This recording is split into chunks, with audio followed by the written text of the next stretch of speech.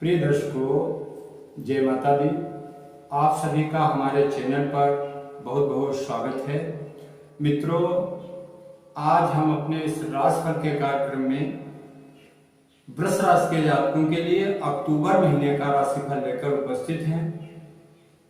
आप लोग अंत तक हमारा वीडियो देखें, इसे लाइक करें और हमारे चैनल को सब्सक्राइब करें। मित्रों, आज हम देखते हैं कि आने वाला अक्टूबर का महीना वृष राशि के जातकों के लिए कैसा रहने वाला है। इससे पहले कि हम राशिफल की बात करें, एक दृष्टि डालते हैं अक्टूबर में ग्रहों की गोचर स्थिति पर। तो साथियों, सूर्यदेव का गोचर 18 अक्टूबर तक कन्या राशि पर रहेगा और 18 अक्टूबर से वे तुला राशि में प्रवेश कर जाएंगे। मंगल देव का गोचर 3 अक्टूबर को तुला राशि में होगा और मंगल देव पूरे महीने तुला राशि में संचरण करेंगे। बुध देव का गोचर 1 अक्टूबर को कन्या राशि में होगा और 18 अक्टूबर को वे तुला राशि में प्रवेश करेंगे। देवगुरु बृहस्पति का गोचर मेष राशि पर हो रहा है और वर्तमान में देवगुरु वक्री गति से गोचर कर रहे हैं। शुक्रदेव का गोचर 1 अक्टूबर को सिंह राशि में होगा और पूरे महीने शुक्रदेव सिंह राशि पर गोचर करेंगे। शनिदेव का गोचर कुंभ राशि पर हो रहा है, जो शनिदेव की अपनी राशि है और इस समय शनिदेव भी वक्री है। राहुदेव का गोचर गुरु बृहस्पति के साथ मेष राशि पर हो रहा है और केतु का गोचर तुला राशि पर है। तो मित्रों, ये ग्रहों की गोचर स्थिति है। अब हम देखते हैं कि इन ग्रहों का वृष राशि के जातकों पर क्या प्रभाव पड़ने वाला है। मित्रों, ये राशिफल चंद्र राशि पर आधारित है, किंतु जिन जातकों की कुंडली में वृष लग्न भी होगा उनके लिए ये ज्यादा सटीक रहेगा। तो सबसे पहले हम दृष्टि डालते हैं प्रथम भाव पर, जो शरीर और स्वास्थ्य का होता है। तो मित्रों, वृष राशि की कुंडली में लग्न के स्वामी शुक्रदेव हैं, जो चतुर्थ भाव में सिंह राशि पर गोचर कर रहे हैं और चतुर्थ भाव कुंडली का केंद्र होता है। अगर लग्नेश केंद्र में बैठा है तो स्वास्थ्य के लिए ये एक अच्छी स्थिति है, लेकिन यहां पर थोड़ा इस बात का ध्यान रखना है कि देवगुरु बृहस्पति द्वादश भाव में बैठकर चतुर्थ भाव पर अपनी पूर्ण दृष्टि डाल रहे हैं और देवगुरु बृहस्पति वक्री हैं तथा राहु साथ में है। अगर बहुत हार्ड वर्क आप करेंगे या आप कुछ उल्टा सीधा खाएंगे तो आपके स्वास्थ्य में दिक्कत आ सकती है। शेष स्थिति बहुत ही अच्छी आपकी दिखाई दे रही है। अब हम बात करते हैं द्वितीय भाव की। द्वितीय भाव धन और कुटुंब का होता है। मित्रों, वृष राशि की कुंडली में द्वितीय भाव के स्वामी बुधदेव होते हैं। तो मित्रों, बुध देव जो धन स्थान के स्वामी हैं, वो पंचम भाव में अपनी राशि कन्या पर 18 तारीख तक रहने वाले हैं। तो आपके लिए 18 तारीख तक का समय बहुत ही लाभप्रद दिखाई दे रहा है। आपके परिवार में सहयोग की भावना रहेगी, परिवार में आनंद और हर्षोल्लास का वातावरण रहेगा, आपको धन लाभ होता रहेगा। ये 18 अक्टूबर तक स्थिति आपकी रहने वाली है। 18 अक्टूबर के बाद जब बुध देव का गोचर तुला राशि में हो जाएगा, तब थोड़ा स्थिति में परिवर्तन आ जाएगा, क्योंकि छठा भाव जो है वो खर्च का होता है और रोग का होता है। तब आपका कुछ पैसा बीमारी आदि पर भी खर्च होने की संभावना बनेगी। इस चीज का आपको ध्यान रखना होगा। अब बात करते हैं मित्रों चतुर्थ भाव की। कुंडली में चतुर्थ भाव एक केंद्र होता है इससे हम माता का विचार करते हैं, भूमि भवन और वाहन आदि के सुखों का विचार करते हैं।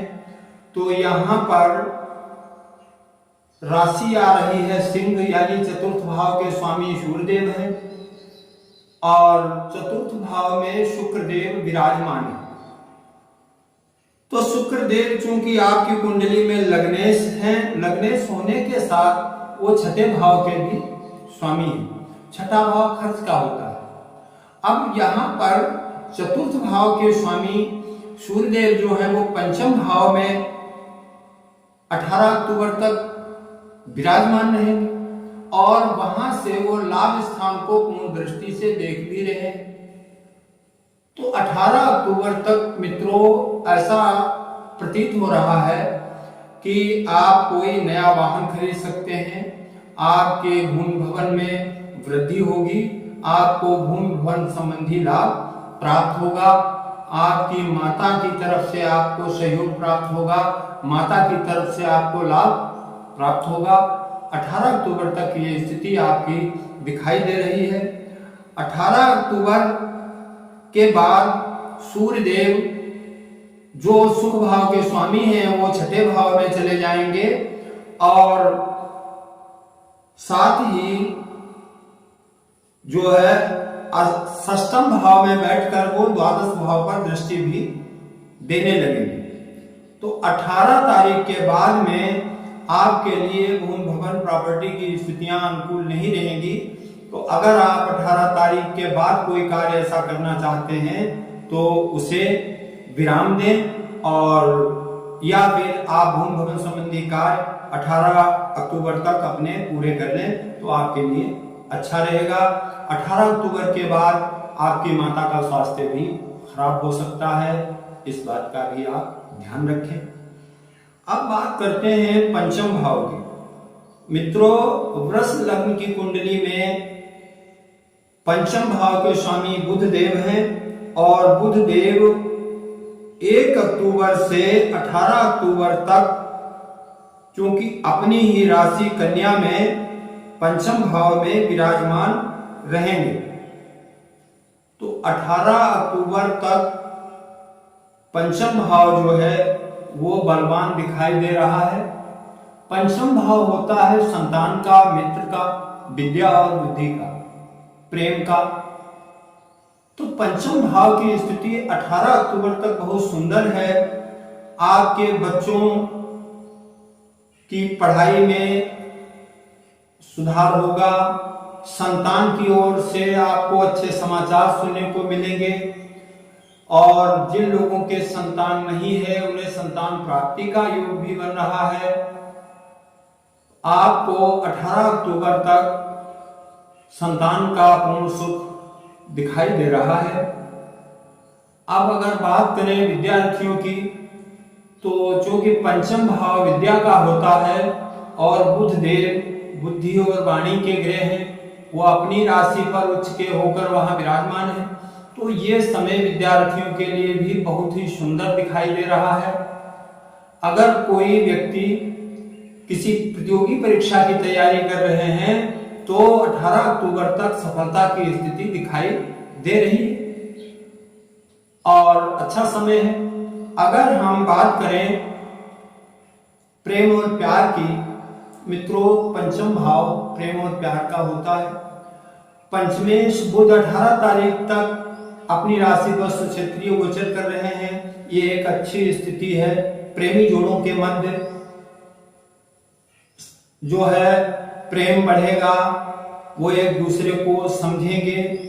लेकिन साथ में सूर्यदेव भी बैठे हैं। सूर्य चूंकि अग्नि तत्व के ग्रह हैं और कहीं ना कहीं आवेश पैदा करते हैं, तो आपको प्रेम जीवन में बहुत ही शांति और शालीनता का व्यवहार करना होगा। तो 18 अक्टूबर तक का समय आपके लिए बहुत ही सुंदर रहेगा। 18 अक्टूबर के बाद में जब सूर्यदेव भी तुला राशि पर पहुंच जाएंगे और बुध देव का गोचर भी तुला में होगा, तब आपका प्रेम जीवन थोड़ा तनावपूर्ण होने की संभावना रहेगी। उस समय आपको धैर्य से कार्य लेना होगा अपने पार्टनर की बातों को सुनना और समझना पड़ेगा, अन्यथा रिश्ते खराब होने की संभावना बन जाएगी। अब बात करते हैं सप्तम भाव की। मित्रों, सप्तम भाव जीवन साथी का होता है, व्यापार का होता है। सप्तम भाव के स्वामी मंगल देव हैं और मंगल देव का गोचर 3 अक्टूबर से ही छठे भाव में तुला राशि पर हो रहा है। केतु देव वहां पहले से बैठे हुए हैं, तो ये स्थिति आपके सप्तम भाव को कमजोर कर रही है। मतलब दाम्पत्य जीवन में कहीं ना कहीं समस्याएं पैदा हो सकती हैं। विशेषकर जीवन साथी का स्वास्थ्य खराब हो सकता है, क्योंकि छठा भाव रोग का होता है और सप्तमेश का छठे भाव में गोचर करना आपके जीवन साथी के स्वास्थ्य में समस्या पैदा कर सकता है। छठा भाव रोग और ऋण का होता है, सप्तम भाव व्यापार का होता है। व्यापार का स्वामी छठे भाव में है, तो आपको व्यापार में घाटा होने की स्थिति दिखाई दे रही है। आपको बहुत ही समझदारी से व्यापार में पैसा लगाना पड़ेगा। अगर आपने कोई निर्णय जल्दबाजी में लिया तो आपको व्यापार में घाटा हो सकता है। अब बात करते हैं नवम भाव की, जो भाग्य का स्थान होता है। तो मित्रों, नवम भाव और दसम भाव के स्वामी शनि देव हैं, जो सक्षेत्रीय होकर और दसम भाव में विराजमान है। अब नवम भाव के स्वामी सुक्षेत्रीय हैं और शुक्र देव की उन पर पूर्ण दृष्टि पड़ रही है। शुक्र देव लग्नेश भी है, तो भाग्य के स्वामी पर लग्नेश की पूर्ण दृष्टि होना और साथ ही शनि देव जो है वो दसम भाव के भी स्वामी हैं, जो कर्म का स्थान है। तो स्थिति ऐसी बन रही है कि आपके कार्य क्षेत्र में आपकी भाग्य आपका साथ देती रहेगी। आपके कैरियर में आपको प्रमोशन होने की स्थिति बनेगी, आपके कार्य की प्रशंसा की जाएगी और कुछ काम ऐसे हैं जो मुश्किल आपको लग रहे होंगे, लेकिन भाग्य के सहयोग से वो कार्य पूरे हो जाएंगे। शुक्र देव चूंकि भोग विलासिता के ग्रह हैं और दसम भाव को पूर्ण दृष्टि से देख रहे हैं, तो अपने कार्यस्थल पर आपको पूरी सुख सुविधा मिलेगी, सम्मान मिलेगा, ऐसा योग दिखाई दे रहा है। और लाभ स्थान के स्वामी देवगुरु बृहस्पति चूंकि द्वादश भाव में है, लेकिन मित्र राशि पर हैं और बकरी है। बकरी होने का मतलब है कि कहीं ना कहीं वो अपने से 12वें भाव का फल भी आपको दे रहे हैं, अर्थात लाभ के लिए यह स्थिति अनुकूल ही दिखाई दे रही है। इसी के साथ हम अपना यह वीडियो पूरा करते हैं, फिर मिलेंगे। जय